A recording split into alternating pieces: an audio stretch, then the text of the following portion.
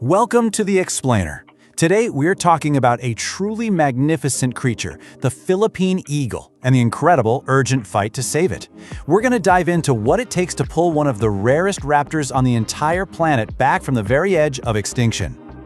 And that quote from Neil Reddick really hits the nail on the head, doesn't it? This isn't just any bird we're talking about. It's a living, breathing masterpiece, the apex predator of the Philippine forests. Its story is one of amazing resilience, but it's also a story of extreme fragility.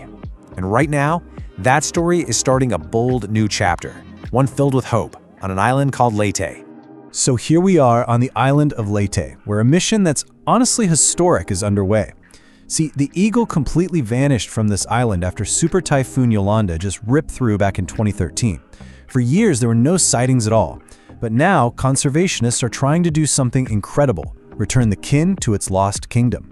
Now, this wasn't a snap decision. After years of really careful planning and checking out the habitat, the Philippine Eagle Foundation, you'll hear them called PEF, teamed up with the government to kick off this massive multi-year effort. The goal? To reintroduce captive-bred eagles back into the wild forests of Leyte where they belong.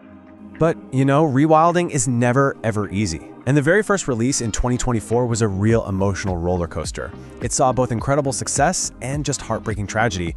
The female, Carlito, did great. She adopted, settled in, and even set up her own territory. But the male, Uswag, he wandered too far from the release site and was tragically found drowned at sea. It's just a brutal reminder of the huge challenges they're up against. What's so interesting, though, is how the conservationists learned from that tragedy. In response to losing Uswag, they actually developed a brand new approach, a modified soft release. They looked at what worked for other eagle species around the world and adapted it. It involves a much longer adjustment period and new strategies to help the eagles pair up naturally. The idea is to really anchor them to their new home, which should dramatically boost their chances of survival. So you might be asking, why go to all this trouble? Why take on such an ambitious, risky project? Well, this whole hopeful project was really born from a desperate reality. To get it, you have to understand just how dangerously close the Philippine eagle is to disappearing forever. The eagle's official status is basically a code red alert for its survival. The IUCN, that's the big international body for conservation, has it listed as critically endangered. That is the absolute last step before a species is declared extinct in the wild. It doesn't get more serious than that. And this is the number that keeps conservationists up at night. There are only about 400 breeding pairs left in the entire world, all of them on just 4 islands in the Philippines. That population is so dangerously small that every single bird, every single nest is absolutely crucial for the future of the species. So what's causing this catastrophic decline? Well, the two biggest threats are both unfortunately human-driven. The number one problem is deforestation, the relentless clearing of those huge, old-growth forests that the eagles need to survive. And the second is shooting. As their homes shrink, the eagles are forced closer to people, and tragically, at least one eagle is shot and killed every single year. And this is despite the fact that there are really strict laws in place. You could face up to 12 years in jail and huge fines for killing one of these national treasures. And this right here just perfectly illustrates the scale of the habitat crisis. Back in the 1930s, the Philippines had over 20 million hectares of forest. Today, less than 7 million are left. The eagle's entire world, where it hunts, where it nests, has shrunk by more than 2/3. It's staggering. But the eagle's story isn't just about an ecological crisis. No, it's also a really fascinating story of how this incredible bird was transformed into a powerful symbol of national identity and natural heritage. From a purely ecological standpoint, the eagle is what we call an umbrella species. Think about it. As the predator at the very top of the food chain, its presence means the ecosystem is healthy and in balance. So if you protect the eagle and its massive territory, you automatically protect all the other plants and animals that share its forest home. It's a win-win. But back in the 70s, conservationists realized the bird had a bit of a PR problem.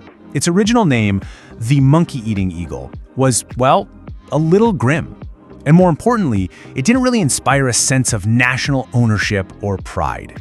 So, what they did next was a strategic masterpiece of conservation marketing. It was genius, really.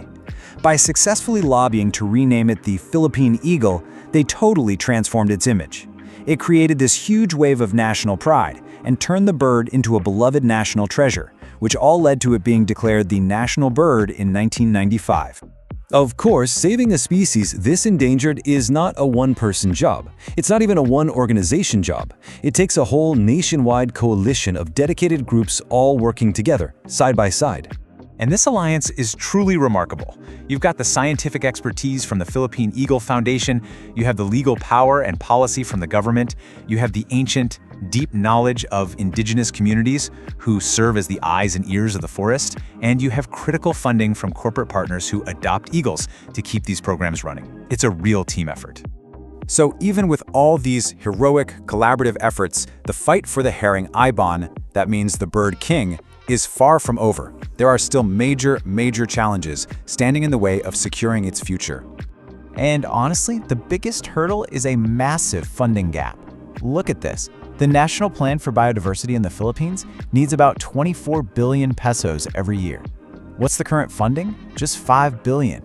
That leaves a 19 billion peso hole every single year. And that shortfall severely limits what conservationists can actually do on the ground. And, it's not just about money. There are still big gaps in what we know. Scientists are working around the clock to learn more about the eagle's behavior, its genetics, its specific habitat needs, all the things that will make their conservation strategies even sharper and more effective. We just need more research and better monitoring. When you really think about it, the survival of the Philippine eagle is a mirror reflecting the health of the entire nation's environment. Its story makes us ask a really profound question. Saving this bird means saving the forests, and saving the forests means securing a healthier future for generations of people.